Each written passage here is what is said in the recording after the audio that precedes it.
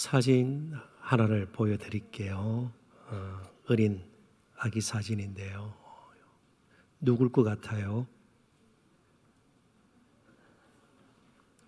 분유 광고에 나오는 어린 아이일까요? 누구 같아요?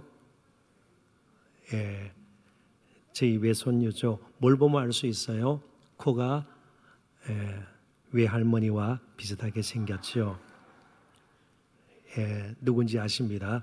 그렇다면 이 청년은 또 누구일까요? 아들이에요. 저희 아들이에요. 어떻게 아셨어요? 닮았나요? 그렇게 닮은 것 같지는 않아요. 그렇지만 아무튼 여러분들께서 알아봐 주셨습니다. 대단한 분들이세요. 그런데 우리가 믿는 예수님이 하나님의 아들, 메시아, 그리스도, 우리의 구세주라는 것을 어떻게 알 수 있어요? 뭘 보고 우리가 믿었죠? 이 중요한 문제 아니겠습니까? 그래서 오늘 본문은 예수님이 하나님의 아들이심을 믿을 수 있는 근거가 도대체 무엇인가 잘 가르쳐 주고 있습니다.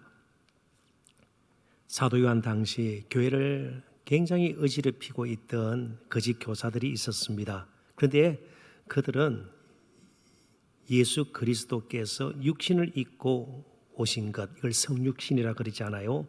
그리고 예수님의 인성, 실제로 육체를 입고 이 땅에 사시던 그 삶이 우리의 구원과는 별로 관계가 없는 것으로 여기면서 예수는 하나님의 아들이심을 부인하는 그런 가르침을 퍼뜨리는 자들이 있었습니다.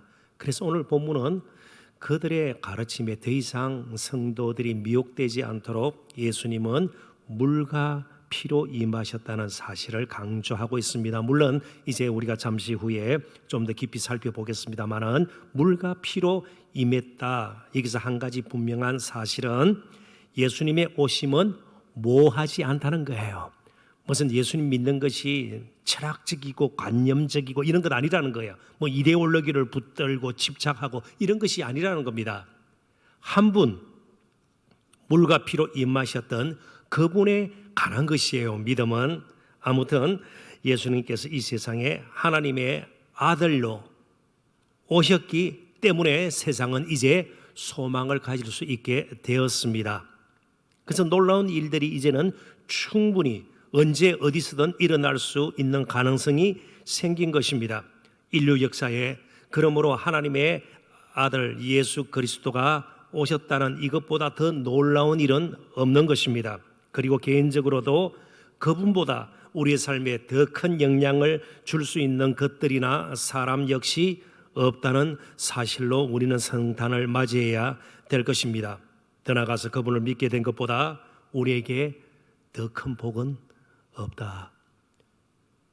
예수님을 한 번도 본 적이 없는 예수님을 2000년 전에 베들레헴에서 태어나신, 육신을 입고 태어나신 그 하나님의 아들을 믿는 것보다 더 놀라운 기적 같은 일이 도대체 어디 있냐 말이죠. 그런데 오늘도 여전히 예수님을 믿을 만한 분으로 여기지 않는 풍토가 전 세계적으로 퍼져 있지 않아요? 하나님의 아들이라는 증거가 어디 있느냐? 이제 저희들이 파헤쳐 보아야 합니다. 첫 번째, 저희들이 이 주제를 나누면서 예수님이 하나님의 아들이심을 우리는 다시 한번 마음속에 깊이 새겨야 합니다. 첫 번째 주제는 대속의 생애입니다. 그분의 이 땅에서 삶 자체가 그분이 하나님의 아들이심을 우리에게 분명히 증거하고 있습니다. 6절을 봅니다. 이는 물과 피로 임하신 이신이 곧 예수 그리스도시라. 물로만 아니요 물과 피로 임하셨고 증언하는 이는 성령이시니 성령은 진리니라.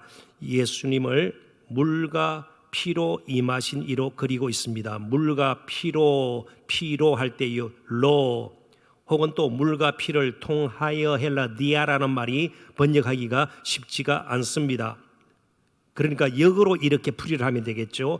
물과 피는 예수님이 누구신지, 예수님이 이 땅에 육신을 입고 왜 임하셨는지, 그리고 그분의 이 땅에서의 삶의 성격이 무엇인가를 가르쳐주는 일종의 도구일 수 있죠. 수단일 수 있죠. 그것을 통해서, 물과 피를 통해서 우리는 예수님이 이런 분이시구나, 이런 목적을 가지고 이 땅에 오셨구나, 그분의 삶은 바로 이 점을 우리에게 보여주시는구나, 그렇게 알 수 있다는 것이죠. 자, 그렇다면 이 물과 피가 도대체 뭘까? 쉽지가 않습니다. 그죠? 물과 피로 임하신 예수님. 그래서 물과 피를 십자가에 예수님께서 못 박히시지 않았습니까? 그리고 이제 예수님께서 숨을 거두신 다음에 로마 군병이 예수님의 옆구리에 창을 찔렀습니다. 그때 요한복음 19장 34절 35절에 잘 나와 있듯이 무엇이 쏟아져 흘러 나왔습니까? 물과 피가 말이죠. 그러니까 실제로 예수님은 죽으셨다, 창에 찔리셔서 물과 피를 흘리셨다, 죽음을 강조하지만 또 이어지는 말씀에 물로만 아니요 물과 피로 임하셨고, 이런 표현이 나오거든요. 그러니까 물과 피의 차이가 있는 것을 우리는 엿보게 되는 겁니다. 그러니까 물과 피, 이걸 묶어서 바로 죽음을 강조하는 흘러나온 것을 실질적이지만 이렇게 표현하고 있지만, 물로만 아니요 물과 피로 임하셨고라는 말씀을 이해하는 데는 어려움이 뒤따르는 해석입니다. 그런데 이건 좀 좁게 물과 피를 본 것이에요. 그런데 또 너무 나아간 해석이 있습니다. 물을 세례로, 그리고 피는 선창으로 해석하는 사람들도 있습니다. 본문의 문맥을 무시한 채 너무 빨리 교리적 접근을 한 해석으로 보입니다. 그래서 이제 세 번째, 우리들이 자연스럽게 받아들일 수 있는 문맥상 가장 적절한 해석이 바로 이것입니다. 3세기 북아프리카 카라타고의 교부였던 터툴리안이라는 교부가 처음으로 주장한 것으로 알려져 있는 해석인데요. 물은 요단강에서 세례 요한에게 예수님께서 세례 받으실 때의 그 물을 의미를 하고요. 그리고 피는 십자가에서 예수님께서 흘리신 피를 뜻합니다. 자, 그러니까 세례 요한에게 세례를 받으시고 예수님께서 십자가에 죽으셨다, 그걸 다 합하면 뭐예요? 예수님의 공생애예요. 예수님의 공적인 메시아로서의, 그리스도로서의 사역입니다. 하나님 아들로서의 이 땅에서의 삶, 물론 탄생부터 다 이제 시작이 됩니다만은 특별히 공생의, 하나님 아들로서의 공생의 처음과 마지막을 상징적으로 보여주는 것이 물과 피다 말이죠. 이미 말씀을 드린 것처럼 거짓 교사들 때문에 물과 피라는 말을 사도 바울은 더 강조할 수밖에 없었습니다. 초기 영지주의적, 이거 다 잊어버려도 괜찮아요. 사상이 이미 사람들, 거짓 교사들에게 들어갔고 그것이 사람들에게 조금씩 퍼지기 시작했습니다. 그런데 그들의 주장의 핵심 요체는요, 육신은 악하다는 거예요. 추한 것이라는 겁니다. 그런데 우리를 구원하실 그리스도, 하나님의 아들이 어떻게 육신을 입겠는가? 그래서 예수와 그리스도를 분리시켜버리는 거예요. 그러면 그리스도, 바로 메시아는요, 예수님께서 세례를 받을 때 임했다가 십자가 못 박혀 죽기 전에 떠났다, 이렇게 강조를 하는 겁니다.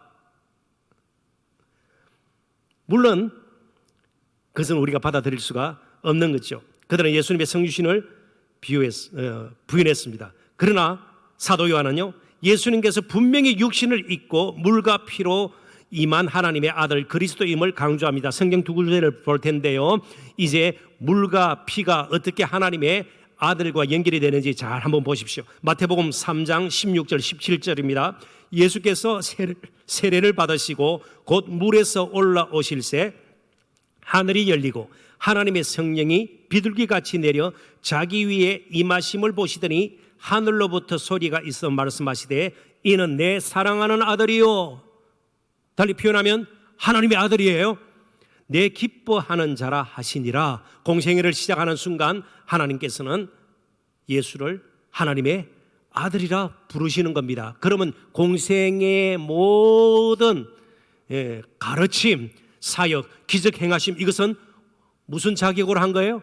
하나님의 아들로서 말이죠. 그렇게 사역을 하신 것입니다. 물과 하나님의 아들이 연결되어 있습니다. 마가복음 15장 39절도 보겠습니다. 예수를 향하여 섰던 백부장, 마태복음 20장 54절에는요 백부장뿐만 아니고 함께 예수를 지키던 자들까지 다 포함이 됩니다. 여러 명이 됩니다. 이 백부장이 그렇게 순지심을 보고 예수님께서 십자가에 못 박혀 이제 죽으신 거예요. 그리고 성전 휘장이 위에서부터 아래로 막 찢어지고 그런 일이 일어났습니다. 아무튼 예수님께서 순지심을 보고 이르되 이 사람은 진실로 하나님의 아들이었도다 하더라. 그러니까 예수님의 죽으시면요 하나님 아들로서 죽으신 거예요. 하나님 아들로서 공생애가 시작이 되어서 하나님의 아들로 죽으신 겁니다. 하나님의 아들로서 예수님은 사실은 태어나셨고요, 그분의 이 땅에서의 생애 그리고 죽으심 모두가 하나님 아들로서의 되어졌던 것입니다. 물과 피는 예수님의 메시아로서의 공적 사역 전부를 포함하는 표현입니다. 그러니까 우리는 한번 예수 그리스도의 성품과 삶, 가르침과 사역 그리고 죽음을 믿고 그분을 따르는 자들이에요. 물론 그분의 부활도 믿죠. 예수님은 공생의 동안도 하나님의 아들로 사셨습니다. 하나님 나라를 선포하고 가르치고 그 나라의 능력을 여러 기적을 통하여 보여주셨습니다. 예수님은 자신이 하나님의 아들이심을 하나님 아버지의 성품과 뜻을 드러내며 하나님의 아들답게 사심으로 증명하신 것이에요. 공생애 자체가 하나님의 아들이심을 보여주는 겁니다. 자, 그렇다면 그 하나님의 아들을 믿는 믿음으로 사는 저와 여러분은 이 땅에서 오늘 지금까지 그리고 앞으로 어떻게 살았고 살고 살 것인가? 이건 문제 아니에요. 참 사회풍자에 능한 진보 지식인이기도 하고요, 작가이기도 한 미국의 마크 트웨인, 아주 유명한 분입니다. 이분의 말을 제가 잠시 인용을 하겠습니다. 인생에게 제일 중요한 두 날은 태어난 날과 태어난 이유를 깨달은 날이다. 예수님의 자의식 가운데는 하나님의 아들, 그래서 항상 하나님을 아버지라 불러요. 그리고 십자가에서 못 박혀서 마지막 죽으실 때 엘리 엘리 라마 사막더니 나의 하나님 나의 하나님, 그때는 하나님이라 불러요. 그것 빼고는 항상 하나님을 아버지라 불렀습니다. 복음서에 다 아버지로 되어 있어요. 다 아버지로 되어 있습니다. 하늘에 계신 나의 아버지, 늘 아버지로 예수님은 하나님을 부르셨습니다. 아들 의식이 있었던 것이죠. 자, 중요한 두 날은 태어난 날과 태어난 이유를 깨닫는 날이다. 늘 우리 자신에게 물어야 합니다. 언제 하나님께서 우리를 부르실지 몰라요. 제가 언제까지 이 자리에 서 있을지 몰라요. 그때까지 왜 내가 이 땅에 태어났던가? 그러지 않으면 우리는 자칫 일상의 노예가 되거나 욕심의 화신이 되고 말 것입니다. 특별히 공생의 이 부분에 대해서도 우리는 예수님을 믿기에 그분을 닮아야 합니다. 윤리, 도덕성을 배제한 믿음을 우리는 오히려 이상하게 여기고 철저하게 거부해야 합니다. 예수님은 공생애 동안도 자신의 유익을 위해서 살지 않았습니다. 자신의 욕망을 채우기 위해서 사셨던 적이 한 번도 없습니다. 늘 소외당하고 약한 이웃들에게 가까이 다가가셨던 참으로 온유하고 겸손하셨던 분입니다. 전적으로 그분의 삶은 대속의 생애였습니다. 대속의 죽음을 죽으실 뿐만 아니고 공생애 자체도 대속의 생애예요. 자신의 유익과 행복을 추구하면서 자신의 입장에서 자신의 시각으로 세상을 바라보고 그러지 않았습니다.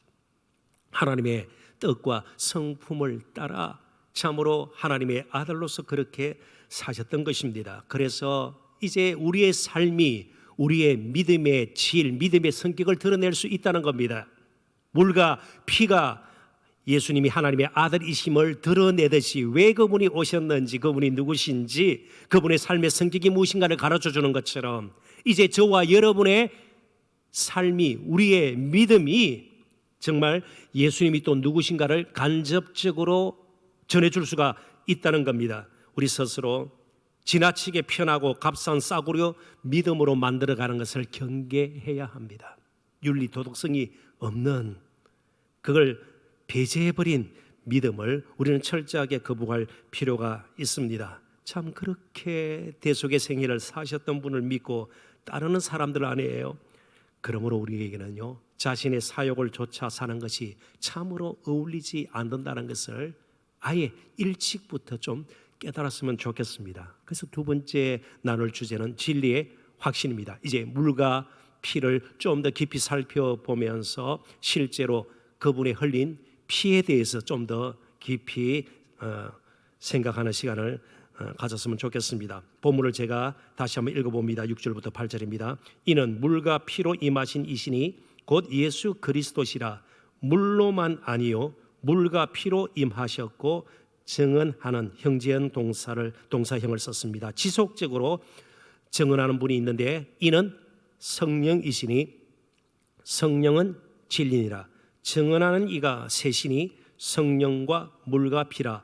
또한 이 셋은 합하여 하나이니라. 하나라는 말은 동일한 증언의 내용이 같다는 겁니다. 서로 모순이 되지 않는다는 겁니다. 어긋지지 않는다는 것이에요. 자, 물과 피는요, 복음의 진리를 우리가 확신할 수 있게 하는 외적인 증거예요. 객관적인 증거예요. 예수님의 물과 피는 말이죠.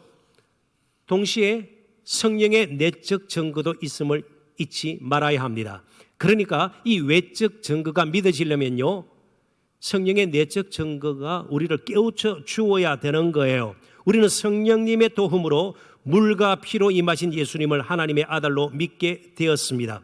그러니까 우리는 내적 증거를 통해서 외적 증거를 믿게 되었습니다. 그러니까 성령님 아니면요, 예수님을 하나님의 아들로 고백할 수가 없는 겁니다. 관건은 성령의 내주하심이에요. 아무리 예수님께서 십자가에 못 박혀 죽으셨다, 우리를 위해서 세상 죄를 지고 가는 어린 양으로 이 세상에 오셨다, 믿어지지가 않는 거예요. 그러니까 궁극적으로는 누가 우리에게 증언해 주셔야 돼요? 성령님께서요. 성령님께서 우리의 마음을 고쳐주시고요, 이제 믿도록 깨우쳐 주셔야 되는 것이에요. 요한복음 14장 17절 보십시오. 그는 진리의 영이라.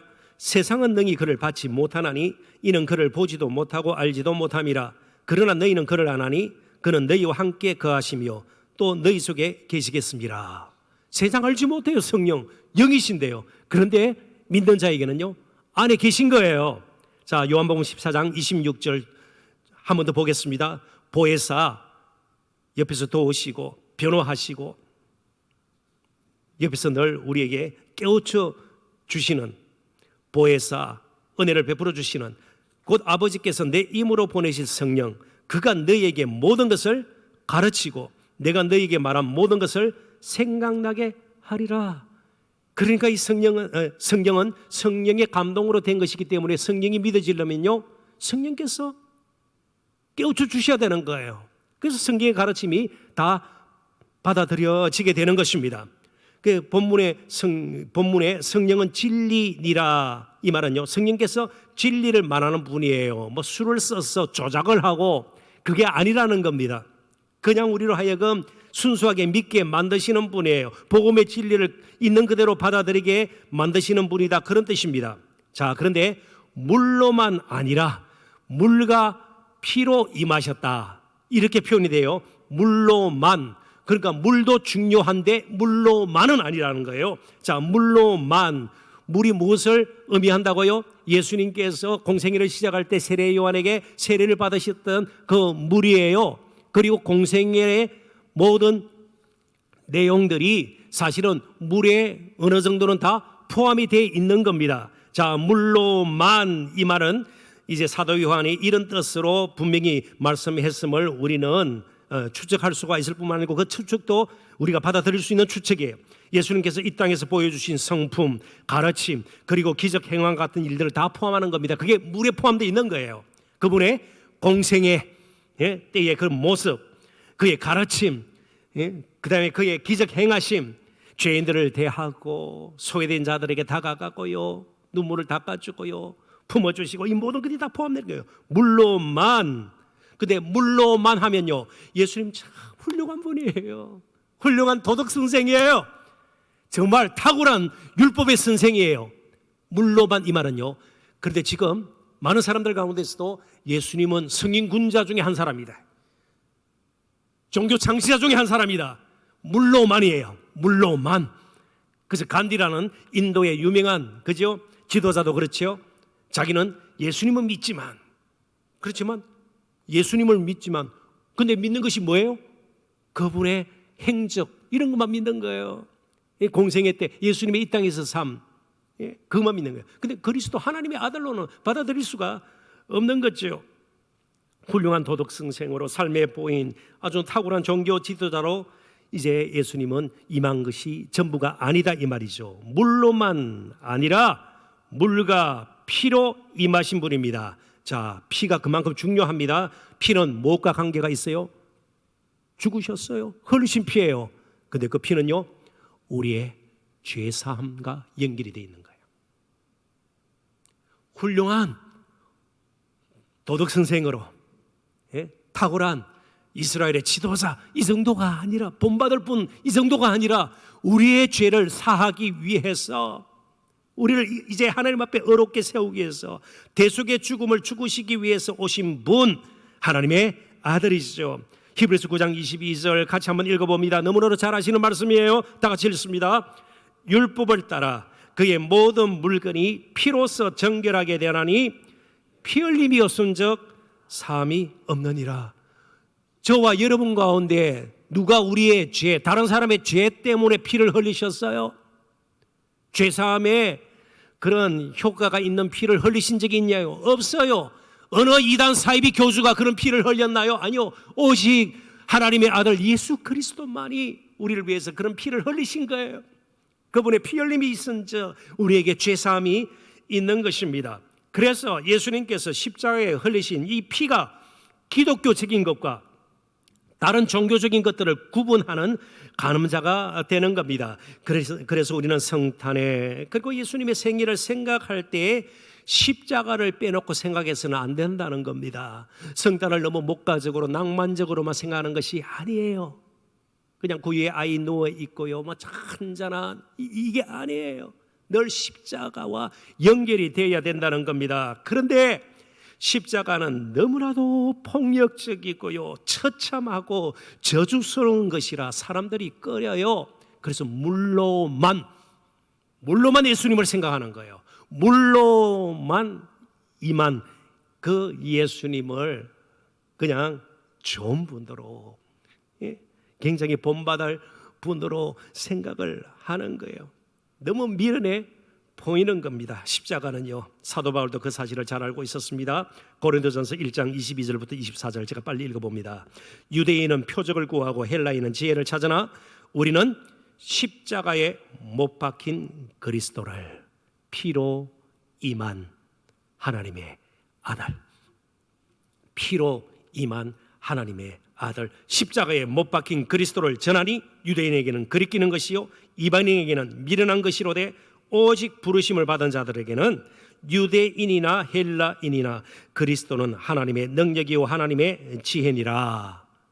그러므로 우리가 잘 이제는 분별해야 합니다. 교회는 단순히 자선이나 구호단체가 아닙니다. 봉사기관도 아닙니다. 오해는 없으시기를 바랍니다. 긍휼의 사역은 십자가와 연결이 되어 있기 때문에 더 많이 가난한 사람, 어려움에 처해 있는 이웃들을 도와야 해요. 그렇지만 그것만을 위해서 교회가 존재하는 것은 아니다 이 말이에요. 교회는 근본적으로 십자가의 공동체입니다.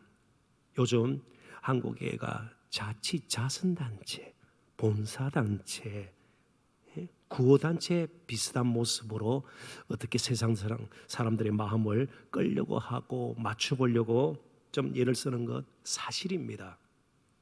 십자가 다 싫어해요. 죄라는 말 싫어해요. 그렇지만 우리는 예수님께서 물로만 아니라 물과 피로 임한 분임을 늘 기억해야 합니다. 이스라엘 백성들에게 법정에서 효력을 가지기 위해서는 2명 이상의 증인이 필요했습니다. 그런데 예수님이 하나님의 아들이심을 증언하는 이는 셋이라고 오늘 말씀이 우리에게 주어지고 있죠. 물과 피를 사람처럼 여겨가지고 의인화, 그런 말을 쓰죠. 셋이라 한 겁니다. 물과 피와 성령.